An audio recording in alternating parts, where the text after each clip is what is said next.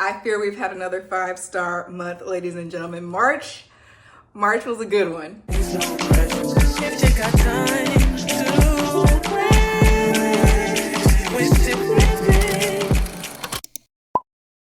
Hello everybody, welcome back to the channel. My name is Caitlin if you're new here, and I'm so happy that you found me and so happy that you're here. Y'all, I'm really soaking in the sun right now, but I hope it's not too much for you guys. As y'all know, I work from home, so I'm gonna get all the sun that I can get. Hopefully it's not too much for you guys, but we are going strong for 3 months, y'all. I am back for the March reading wrap up today. We got 5 amazing books, 5-star reads and a 6-star. I've given y'all a couple of reading check-ins throughout the month. 2 other book videos are up for your enjoyment. If you missed those, go take a look. But now I'm here for my official monthly reading wrap up, and I'm so excited to tell y'all all about the 5-star reads and 6-star read that we got in this month. If you're new to the channel, you know that my reading goal for 2025 is 36 books. That equals about 3 books per month, and we are very much on track this year. I'm so proud of myself. This month we completed 5, putting us at a grand total of 13 out of 36 books read. We're a little over a third of the way through. Can I get a hand clap? Like, at this rate, I'm clearly going to exceed that 36 books, which I'm so excited about, maybe pushing a little bit closer towards 50. I almost got 6 books in this month instead of 5, but I started wanting to do other things with my free time, like diamond painting and just painting in general, and I think that's okay. I think 5 books in 1 month is still great. So let's go ahead and get into our little yab sesh about what exactly I read this month. Don't forget to like, comment, and subscribe if you love book and creativity and lifestyle content, because I am the place for you. And without further ado, let's go ahead and get into the books. So the first book, I'm gonna keep it short and sweet because I literally made a whole video about it. This is 7 Days in June by Tia Williams. Discovered my first 6-star read of the year, discovered a new favorite artist, and I don't want to do too much because, like I said, there's a whole 30-minute video about how much I loved it, but I will briefly just touch on the things that made this book so special for me. I love how the author really gave us well-rounded characters and full-bodied characters with the perfect combination of characters with a troubled past and that perfect timing love story trope. I have the physical book here. I'm not even holding it up for y'all to see. This is the girl right here, 7 Days in June. As you can see, I got a couple of tabs in here. Beautiful writing throughout, an amazing story, a well-rounded story. I mentioned this before, but a lot of authors tend to go on little side quests throughout the books, trying to incorporate smaller stories within the overall bigger plot. I forgot to turn my air off. Hope that doesn't cause a distraction. But yeah, she did really good at combining side stories with the full overall plot, and I just think she executed it very well. If you're not familiar with this book, it's about our main character, Eva Mercy, and she basically has moved and reinvented her whole life as a famous erotica author. Can you say author? As a famous erotica author, and she's just rebuilt this new beautiful life for herself off of the success. But what no one knows is she's been writing to her high school sweetheart, who is Shane Hall, who's also a famous writer, and they've been secretly writing to each other because they've been in love with each other this whole time. Y'all, this book is so tea, and there's a lot of amazing themes, which I also touched on in that video that I made previously about, you know, mother-daughter relationships, about love, about life, about being a single mom. Just Miss Tia knew what she was doing with this, and this is currently at the top of my list. This is currently my favorite book. And you know, I'm starting to notice, I'm sorry y'all, it's so overexposed because of the sun, but whatever, I can't zoom in, y'all ain't gonna be able to see that. Whenever the books have this Reese's Book Club label on here, I just know they're gonna be bangers. I read Yellowface, and I wanna say that's a Reese's Book Club pick. So if you're looking for good new books to try, Miss Blair, it's not Blair Woods, what's her name? Elle Woods. I was combining Blair Waldorf. I should have done some speaking exercises before starting this video, huh? I was trying to combine Blair Waldorf with Elle Woods, and I said Blair Woods, but if you're looking for a good read, listen to little Miss Elle Woods. She will always get you a good story, okay? All right, after 7 Days in June, I got a little busy, so I had to tap into my audiobook tea, okay? I did utilize some of my free listening hours on Spotify, and I listened to Don't Believe Everything You Think by Joseph Wynn. I don't have it to hold because it was going straight to the noggin, but it was actually really good, and I listened to it twice this month, okay? It's literally only about 2 or 3 hours of listen, so it was something really good to just have playing in the background. And even though it was playing in the background, Joseph was bringing up them good points, okay? Obviously, just off the name of the book, you can pretty much tell what it's about. Don't believe everything you think, not letting your thoughts control your life, and inhibit productivity. But 2 of the main points that I really enjoyed and that really stood out to me was, number 1, pursuing your dreams out of inspiration, not desperation. And that is such just the way that the author put that. I love it because it's so easy to remember. Inspiration versus desperation. And this basically means anything that you pursue, any goals, any aspirations, anything that you're chasing after in life out of desperation, it's never gonna stick. Even if you get it from being so desperate to have it, it's not gonna stick because you were pursuing it and chasing it out of a place of need and out of a place of lack. And I just thought that was so powerful and profound. And I was like, wish I thought of that. And obviously, if you pursue something out of inspiration, it's because you want to fulfill something intrinsically inside of yourself from being inspired to do it. That may seem obvious to some, but it was up there in top 5 tips for life for me. So I really appreciated that, and I'm adding that to my repertoire of knowledge and advice that I keep within myself and reminders that I will keep reminding myself of throughout life. Loved that. Another point that was brought up throughout the book that I thought was super interesting was the idea of thoughts versus thinking. And you would think like that's literally the same thing. If you thought something, then you thunk it first. Thought and thinking must be the same thing, right? No. So thoughts, again, come from a place of intrinsic inspiration and they come easily. They're not forced. Thinking comes from a place of anxiety, from a place of worry. And I never thought of it that way. The way he kind of explained it was that when we are thinking, we are overly, how do I word it without saying exactly what he said?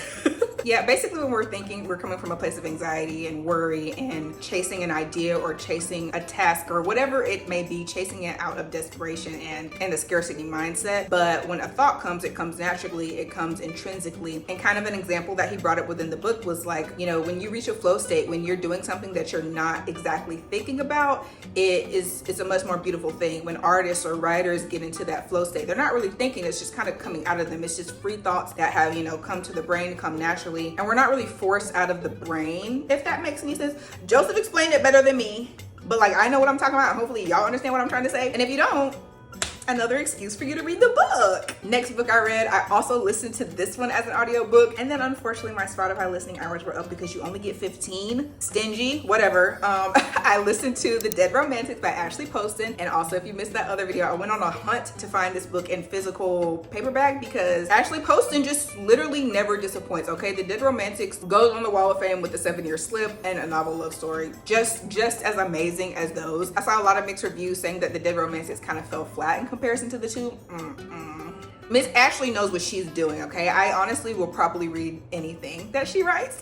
This book kind of follows the theme of her other characters from her other stories. A girl who has, you know, gone through a horrible breakup or a horrible heartbreak, and she kind of is just like over it. She's like, no, this can't happen to me. I'm too weird. Our main character, who is Florence, is a ghostwriter for romance writer Ann Nichols, but she also comes from a family of those in the, is it mortuary business? The people who be working with funerals and stuff. I don't really know the proper name for it, but her family, they be doing funerals and stuff. So she also has this like little secret power that her dad had, and she can talk to ghosts, okay? And of course, this is The Dead Romantics, so Miss Florence falls in love with a ghost. Well, she thinks it's a ghost. I'm not gonna say too much because I don't want to spoil it, and I don't have a physical copy of the book, so I don't really know what's on the back of the book, and I don't want to do too much. But another amazing work by Ashley Poston that I think is literally just as good as everything else that I've read from her. I swear, Ashley makes the most lovable character. She has not made a character yet that I don't like, I don't think. Look, if you watch my old videos and I say that I hated somebody, amnesia, okay? Don't pay me no mind. But loved Florence, loved her whole family, loved her love interest, Ben the ghost. Oh, I want to tell you some more, but I'm not going to. Anyways, I loved all the characters. Y'all, is it too overexposed? I thought it was gonna be fine, but like, I'm looking real orange. You can barely see the design on my shirt. Like, it's okay. I'm still new to YouTube. It was an accident. Anyways, yeah, I loved all the characters, and it's crazy because there were a lot of themes surrounding death and grief in that book, but I did not, again, find myself feeling heavy and sad. I did cry, but it wasn't just because like the book was weighing me down inside. I cried because something really sad happened, and I could relate to it because, is that a spoiler? Let me just not say that. But I didn't find myself feeling heavy and sad from the book, and I think that's really cool how she did that, and that just proves how good Miss Poston is, because how you write a whole book about death and ghosts and grief, and I'm over here having a grand old time. Like, I was happy when I finished it. So I think that just further taps into just how amazing Ashley is at writing romantic novels. And I mentioned this before, but I cannot wait to read her newest book coming out in June called Sounds Like Love. It's gonna be the perfect late birthday present for me, and I cannot wait to read it. But yes, The Dead Romantics was just as good. Have I been saying my ratings this whole video? There's a bee outside my window. 2 B's. And I have not been saying the ratings, I don't think. Okay, 7 Days in June was 6 stars. I did say that. And then Don't Believe Everything You Think was also 5 stars, which obviously I listened to it twice, so I must have thought it was tea. And of course, The Dead Romantics, 5 stars as well. The next book I also listened to audibly. Is that cheating? Do y'all think I'm cheating? I used to think audiobooks was cheating, but like, I have stuff to do. I have a full-time job. Like, reading is reading. And if you don't think so, you're not grown.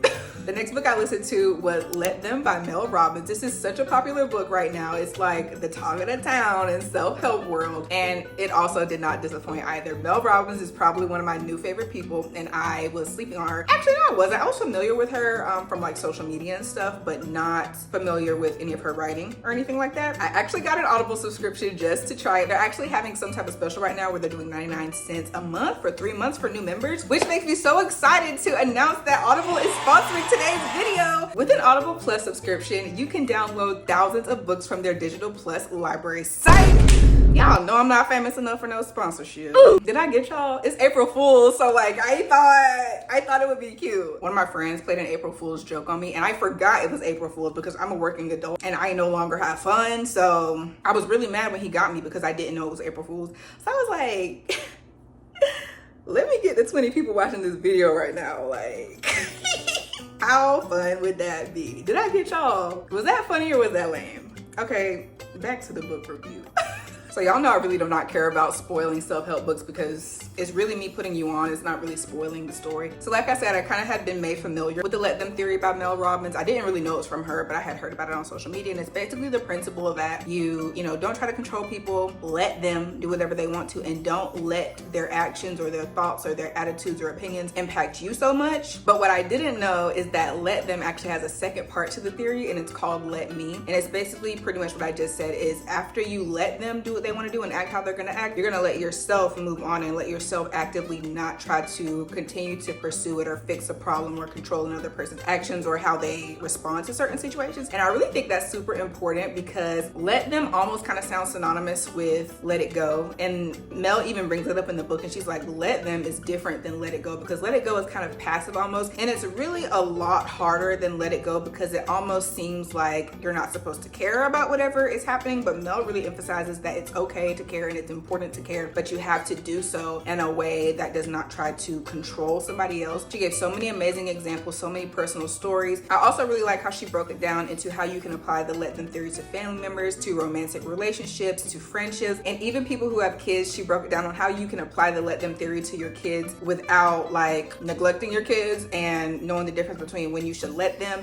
and actually be they. I just think the book was super informative, super funny, kept me engaged throughout the whole book, and made me want to always be listening to it in my free time. I'm really sad that it's over actually. Y'all know my phone had the audacity to run out of storage in the middle of the video. Let me wrap this up because... Okay, the last book that I got to read this month was a classic, which was kind of new for me, but I actually kind of fell in love with it. Did I forget to do the rating again? It's all 5 stars. I've said that multiple times throughout the video. They're all 5-star reads, okay? But I got to read a classic, and this is The Great Gatsby by F. Scott Fitzgerald. Don't ask me what kind of copy this is. I think I thrifted it years ago. Like I said, I took a trip back home, and I had a bunch of really good books in my personal childhood bedroom library, so I snatched some to take back with me. And I picked up The Great Gatsby because everybody was raving about it. Everybody's like, oh, if you want to do a classic, read The Great Gatsby. And y'all, let's talk about this, okay? For an old book, this was actually kind of tea and really interesting to read, which was so fun. And as you can see, there are plenty of tabs in here. There are so many amazing quotes in here. Just on the first page in, I was like, oh, Mr. Fitzgerald knows how to write. Listen to this. This is the first line of the book. Now, mind you, in my younger and more vulnerable years, my father gave me some advice that I've been turning over in my mind ever since. Whenever you feel like criticizing anyone, he told me, just remember that all the people in this world haven't had the advantages that you've had. And like, that's a really old, outdated way to say mind your business and everybody comes from different walks of life, so don't judge. Cute, that's cute, right? And so many other just like poetic words in here. The prose in here, they don't do it like this no more. They really don't. Listen to this. I don't know why this appealed to me, but somebody had a baby, I forgot who, and she says, I'm glad it's a girl. I hope she'll be a fool. That's the best thing a girl can be in this world, a beautiful little fool. Like, to me, that's 1910 version of I'm Just a Girl. Is it not? Is it not? Okay, next. Nick, the narrator of the story, was talking about something and he goes, everyone suspects himself of at least one of the cardinal virtues, and this is mine. I am one of the few honest people that I have ever known. Way to brag on yourself, Nikki. So if you don't know, The Great Gatsby is basically a story about a guy named Jay Gatsby, who is obviously known as The Great Gatsby, and his love, obsession, affair, whatever you want to call it, with Miss Daisy Buchanan. The Great Gatsby is giving like rich, I'm trying to compare him to a celebrity. I don't know why I'm thinking DJ Khaled. I don't know why The Great Gatsby is giving DJ Khaled for me. Like, I pictured him like that. And then Daisy Buchanan is kind of giving, yeah, I don't know, because I can't picture DJ Khaled with anybody, but whatever. But yeah, basically a story about their love affair and all of the little side things that contributed to basically why they didn't work out. I don't know why. This is reminiscent of like Romeo and Juliet in a way, not because of like, I don't know, it's just kind of like that love and death type vibe that's going on in here. But I actually really enjoyed this book, and like I said, it made me want to try and attempt more classes. It looks, the bookmark, I took it out because it was flopping around. Y'all look, is this not a Great Gatsby bookmark? I've been really into like diamond painting and stuff lately, so we bedazzling everything, and this was perfect for this book, was it not? Okay, anyway, can I stay on topic? Can I stay on topic? I did mention this in my most recent video too, though, that I do feel like the dialogue at some points could be difficult to keep up with. The writing was absolutely beautiful, but the way they spoke back in those days, it was very like sporadic almost, and I was like, what are you talking about? Actually, what are you talking about? But, you know, once I reread the lines a couple of times, I was like, oh, she just meant that it was hot outside. You know what I'm saying? Like, they just talk in a very flourishing way, very extra, and sometimes maybe I'm just slow, but like sometimes you kind of miss the point of the conversation. But the book is short. I had time to figure it out. But yeah, once you get over that and once you really get to the plot of the story, tea, absolutely fire. And like I said, super drama filled, which kept my attention all the way. Like the first half of the book, I was like, what's going on? What's going on? Oh, I get it. And then I zoomed through the rest of the book because I was just like, oh, the drama has hit. I like this a lot. It was a great classic for me to kind of get introduced to classics again, reading them outside of an educational setting. And I'm definitely going to try to get more classics in, maybe even on a monthly basis. I kind of want to attempt to read The Bell Jar by Sylvia Plath in April. I think I can do it. Another short one, another smart one, very Rory Gilmore-esque, and I think I can do it.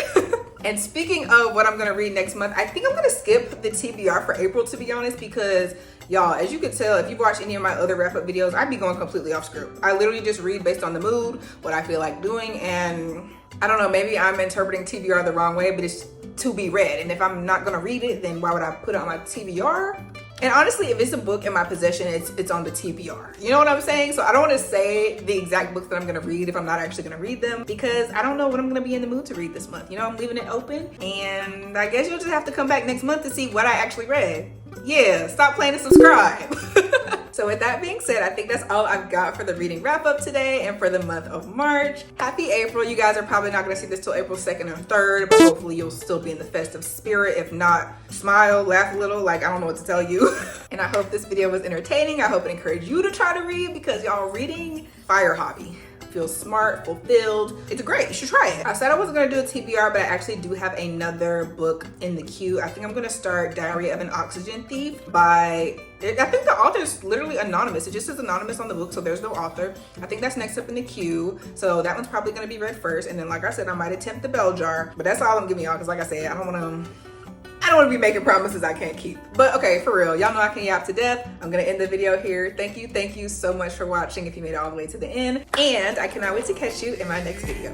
Bye.